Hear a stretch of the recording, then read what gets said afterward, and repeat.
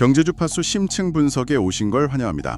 오늘 연준의 FOMC 회의 모두의 예상대로 금리는 동결됐어요. 그래서 언뜻 보면 정말 아무 일도 없었던 아주 조용한 하루처럼 보일 수 있죠.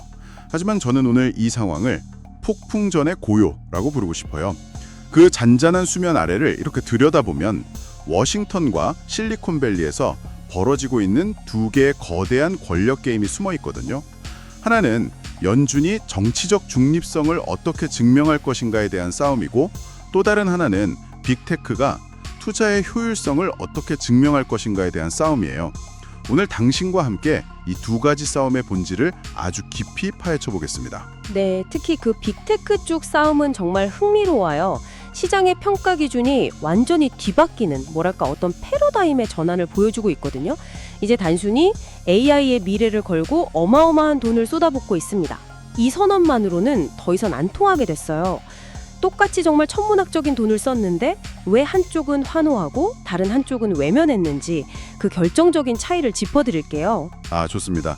그럼 첫 번째 싸움, 워싱턴의 이야기부터 시작해보죠. 역시 모든 관심은 파월 의장의 입에 쏠렸습니다. 최근 트럼프 행정부와의 관계를 포함해서 자신을 둘러싼 여러 정치적 논란에 대해 과연 입을 열 것인가 모두가 숨죽이고 지켜봤죠. 그런데 파월은 정말 작정하고 입을 닫았어요. 오늘은 FOMC 자리입니다. 그런 정치적인 이야기는 할 자리가 아닙니다. 라고 아주 단호하게 선을 그어버렸죠. 아예 그냥 차단을 해버렸군요. 네, 심지어 기자들이 좀 집요하게 5월에 의장 임기가 끝나도 연준 이사직은 유지할 건가요? 이렇게 물었는데도 아직 결정한 바 없습니다. 라면서 즉답을 피했어요. 이건 그냥 말을 아끼는 수준이 아니에요. 정치적 논란의 불씨 자체를 만들지 않겠다. 이런 아주 강력하고 의조적인 방어막을 친 걸로 보입니다. 바로 그 지점이에요.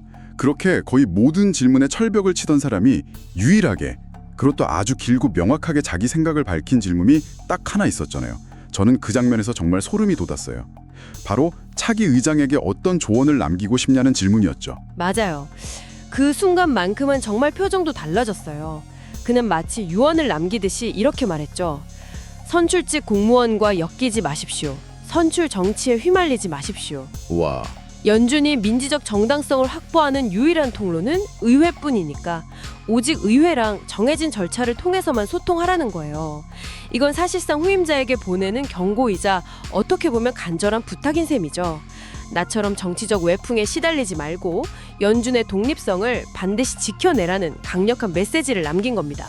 본인의 그 경험에서 우러나온 말이니까 그 무게가 정말 남다르게 느껴지네요. 그럼 시장이 가장 궁금해하는 인플레이션에 대한 생각은 어땠나요?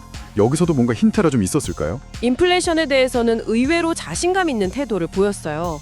물가가 아직 목표치보다 약간 높긴 하지만 걱정할 시즌은 아니다, 이런 거죠. 괜찮다. 네, 특히 서비스 부문 전반에서 디스인플레이션, 그러니까 물가 상승률 둔화가 뚜렷하게 나타나고 있고 시장의 기대 인플레이션도 안정적으로 관리되고 있다고 평가했어요. 심지어 관세가 아니었다면 물가는 지금보다 더 낮았을 겁니다. 라는 말까지 덧붙였죠. 그건 사실상 현 행정부의 정책을 살짝 비판한 걸로도 들리는데요. 그렇죠. 그렇게 해석할 여지가 충분하죠. 전반적으로 물가에 대해 큰 부담을 느끼지 않는다는 뉘앙스였고, 여기서 가장 중요한 발언이 나왔어요. 금리 인상 가능성에 대해서는 우리의 기본 시나리오와는 거리가 멀다고 아예 못을 박아버렸어요. 인상은 없다. 네. 시장의 일각에서 제기되던 추가 긴축에 대한 우려를 그냥 완전히 잠재운 거죠. 매파도 비둘기파도 아닌 철저히 중립적인 자세를 유지하려는 노력이 엿보이는 대목이었습니다. 파월 의장의 임기가 이제 정말 얼마 남지 않았으니까요. 자연스럽게 시선은 그의 뒤를 이을 사람에게로 향하게 되네요. 이번 회의에서 차기 의장 경쟁 구도에 대한 단서도 좀 나왔다고요? 네, 아주 재미있는 단서가 나왔어요. FOMC 성명서를 보면 두 명의 반대표를 던졌거든요. 월러 이사와 마스터 이사가 지금 25bp 금리 인하를 해야 한다고 주장하면서요. 인하를 주장했다고요? 네, 그런데 정말 흥미로운 건 월러 이사가 이렇게 공개적으로 반대표를 던진 직후에 차기 연준 의장 지명 가능성을 점치는 베팅 시장에서 그의 배당률이 의미 있게 올라갔다는 거예요. 와, 이건 거의 내가 차기 의장감이다 라고 시장에 출사표를 던진 거나 마찬가지네요. 상당히 정치적인 행동으로 읽히는데요. 실제로 그의 가능성을 어느 정도로 보세요? 아주 날카로운 지적이세요. 충분히 그렇게 해석될 수 있는 행동이죠. 하지만 그가 가장 유력한 후보냐고 묻는다면 아직은 아니에요. 아직은 아니다. 네. 현재 예측 시장에서 1위는 아니고 부동의 2위는 케빈 워시 전 연준이사가 지키고 있어요. 당초 가장 유력했던 브레이너드 부의장은 백악관의 남기로 가닥을 잡은 것 같고요. 그런데 최근 이 판을 흔들고 있는 다크호스가 함경 등장했습니다. 누구는? 바로 세계 최대 자산운용사 블랙록의 CIO 릭 리더입니다. 릭 리더? 이 사람이 갑자기 급부상한 이유가 재밌어요. 실력도 실력이지만 가장 큰 장점이 무색무취하다는 거예요. 무색무취요? 네, 정치색이 거의 없어서 민주당과 공화당 양쪽 모두에게 거부감이 적다는 거죠. 덕분에 아주 까다로운 의회인 준 청문회를 무난하게 통과할 수 있을 거라는 기대감이 커지고 있어요. 마침 옐런 재무장관이 아마 다음 주쯤 차기 의장이 지명될 것이라고 언급하면서 이 경쟁에 제대로 불이 붙었습니다. 이야, 정말 안개 속이네요. 그렇다면 이 모든 상황이 앞으로 시장에 어떤 영향을 미치게 될까요? 파월은 곧 떠날 사람이고 새로운 의장은 아직 정해지지 않았고요. 바로 그게 핵심이에요. 시장은 당분간 2명의 시어머니를 모시는 아주 어색하고 불안한 상황에 놓이게 됩니다. 2명의 시어머니요? 네, 현직 의장인 파월과 곧 지명될 미래 의장이 거의 같은 시기에 같은 경제 데이터를 놓고 서로 다른 해석과 전망을 내놓을 수 있다는 거죠. 이건 마치 운전하는데 조수석에 앉은 두 사람이 서로 다른 길을 가르쳐주는 것과 같아요. 혼란스럽겠네요. 그렇죠. 시장은 과연 누구 말을 듣고 핸들을 돌려야 할지 몰라서 당분간 안절부절 못할 겁니다. 이 불확실성이 앞으로 시장을 지켜보는 가장 중요한 관전 포인트가 될 거예요. 결국 파월과 그 후임자 모두 신뢰를 증명해야 하는 과제를 안게 된 셈이네요. 그런데 이런 신뢰의 시험은 비단 연준에만 국한된 얘기가 아니었어요. 바로 오늘 시장은 실리콘밸리의 거인들에게도 똑같은 질문을 던졌습니다. 네, 돈 많이 쓰는 건 알겠는데 그래서 우리가 그걸 어떻게 믿어야 하죠? 하고 말이죠. 맞아요. 오늘 증시는 사실 연준 발표에 거의 영향을 받지 않았어요.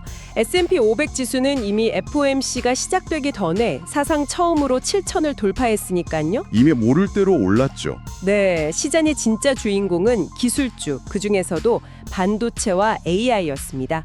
마이크론 주가가 6% 넘게 급등했고 하드디스크 만드는 시게이트는 예상을 압도하는 실적을 내놓으면서 시간외 거래에서 주가가 무려 20%나 폭등했어요. 20%나요? 네, 메모리 반도체 시장의 열기가 식지 않았다는 강력한 신호고 이건 당연히 삼성전자나 SK 하이닉스에도 아주 좋은 소식이죠. 하지만 오늘 시장의 하이라이트는 그게 아니었죠. 잠시만요. 이건 정말 이상하네요.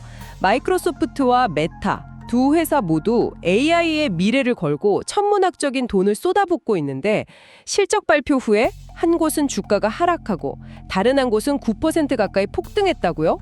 표면적으로는 말이 안 되잖아요. 도대체 시장은 이 두 회사에 무엇을 다르게 본 걸까요? 하는 그 지점에서 시장의 패러다임이 바뀌고 있다는 걸 알 수 있어요. 시장은 이제 기업이 얼마나 쓰는지는 별로 중요하게 생각하지 않아요. 그 대신 어떻게 쓰고 있는지 그 효율성을 아주 집요하게 따지기 시작했다는 겁니다. 효율성이요. 좀 더 구체적으로 설명해 주시죠. 두 회사 모두 엄청난 자본 지출, 그러니까 시설이나 장비에 대한 투자, 이른바 캐펙스를 늘리고 있는 건 똑같잖아요. 그렇죠. 먼저 마이크로소프트를 한번 보죠. 이번 분기 자본 지출이 무려 375억 달러예요. 와, 작년보다 66%나 늘어난 엄청난 금액이고 이 중 3분의 1을 AI 칩 사는 데 썼어요. 돈을 쏟아붓는다는 표현이 부족할 정도죠. 하지만 시장은 박수를 쳐주기는커녕 두 가지를 심각하게 우려했어요. 첫째, 그렇게 돈을 썼는데도 핵심 사업인 클라우드 부문 매출이 시장 예상치를 간신히 넘기는 수준에 그쳤다는 점이요. 투입 대비 성과가 기대에 못 미쳤다는 거군요. 그럼 두 번째는요? 두 번째가 더 치명적이에요. 수주 잔고, 즉 미래 매출의 45%가 오픈 AI 단 한 곳에 지나치게 집중되어 있다는 사실이 드러났어요. 45%나요? 네. 시장이 보기엔 마이크로소프트가 오픈 AI라는 한 바구니에 너무 많은 달걀을 담은 셈이죠. 심지어 최근 구글 제미나이와의 경쟁에서 보듯이 그 바구니가 예전만큼 튼튼하지 않다는 신호가 계속 나오니까요. 정확합니다. 결국 시장은 마이크로소프트가 오픈 AI에 너무 휘둘리는 리스크가 큰 구조라고 판단한 겁니다. 돈은 돈대로 쓰면서 그 성과는 언제 흔들릴지 모르는 파트너 한 곳에 묶여 있다는 우려가 주가를 끌어내린 거죠. 반면에 똑같이 막대한 돈을 쓴 메타는 왜 시장의 환호를 받은 건가요? 메타도 AI에 엄청난 투자를 하고 있잖아요. 시장은 메타가 돈을 아주 똘똘하게 쓰고 있다고 평가했어요. 똘똘하게요? 네. 그들의 AI 투자가 어떻게 돈이 되는지를 숫자로 명확하게 증명해냈기 때문이에요. 메타는 AI기 알고리즘 개선에 투자한 돈이 곧바로 자신들의 핵심 사업인 광고 수익성 강화로 이어지는 선순환 구조를 만들어냈어요. AI 덕분에 광고는 사용자에게 더 매력적으로 다가가고 광고주들은 효과가 좋으니까 광고 집행을 늘리고 사용자는 맞춤형 콘텐츠 덕분에 플랫폼에 더 오래 머무는 이 세 박자가 완벽하게 맞아떨어진 겁니다. 그 설명은 이해가 되지만 한편으로는 이런 생각도 드네요. 메타의 효율성이라는 게 결국 지난 1, 2년간의 대규모 감원과 혹독한 비용 절감에서 나온 건 아닐까요? 이게 과연 지속 가능한 혁신으로 이어질 수 있을지에 대해선 시장이 너무 낙관하는 것 아닌가 하는 의문도 들어요. 아주 중요한 포인트예요. 실제로 시장에서도 그런 논쟁이 있죠. 하지만 적어도 이번 실적 발표에서만큼은 시장이 메타에 손을 들어준 겁니다. 왜냐하면 메타는 투자의 결과물이 어떻게 자신들의 비즈니스 모델 안에서 완결되고 수익을 창출하는지를 보여줬지만 마이크로소프트는 그 연결고리가 외부 파트너인 오픈 AI에 의존하고 있다는 약점을 노출했기 때문이죠. 시장은 바로 그 자체적인 통제력과 증명된 수익 모델의 차이에 베팅한 겁니다. 그렇군요. 이제는 단순히 우리는 미래 기술에 엄청나게 투자하고 있습니다. 이런 비전 제시만으로는 주주들을 설득할 수 없는 시대가 된 거네요. 정확해요. 묻지마 투자의 시대는 완전히 끝났습니다. 이제 빅테크의 새로운 생존 공식은 현명한 지출이에요. 막대한 투자가 어떻게 얼마나 효율적으로 수익을 창출하는지를 구체적인 숫자로 증명해야만 시장의 신뢰를 얻고 주가 상승을 이끌어낼 수 있어요. 이제 그런 냉정한 평가의 시대로 접어들었다는 점을 우리 투자자들도 꼭 기억해야 합니다. 오늘 이야기를 정리해보면 결국 워싱턴의 중앙은행이든 실리콘밸리의 기술 기업이든 이제는 단순히 무엇을 하느냐가 아니라 어떻게 하느냐가 핵심이 된 것 같아요. 한쪽은 혼란스러운 정치 환경 속에서 어떻게 중립성을 지켜낼 것인지 증명해야 하고 다른 한쪽은 치열한 기술 경쟁 속에서 어떻게 투자의 효율성을 만들어낼 것인지 증명해야 하는 시대네요. 맞아요. 그리고 여기서 우리는 한 가지 더 깊은 질문을 던져볼 수 있어요.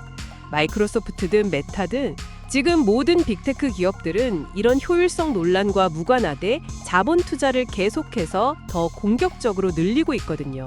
그렇죠. 그렇다면 이 거대한 투자 전쟁의 최종적인 수혜자는 과연 누가 될까요?